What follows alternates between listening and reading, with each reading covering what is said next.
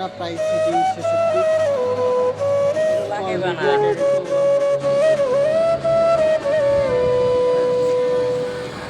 Price শেষের দিকে engine setting.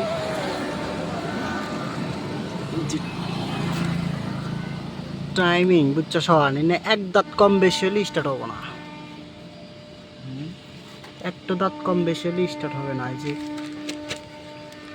কেরানের এক একের মাঝখানে এক, তারপর হলো অয়েল পাম্পের দুই মাঝখানে দুই, তারপরে এই যে ক্যাম ওয়ান ওয়ানের মাঝখানে ওয়ান, তারপরে যে পাম্প ফুয়েল পাম্প তিন তিনের মাঝখানে তিন।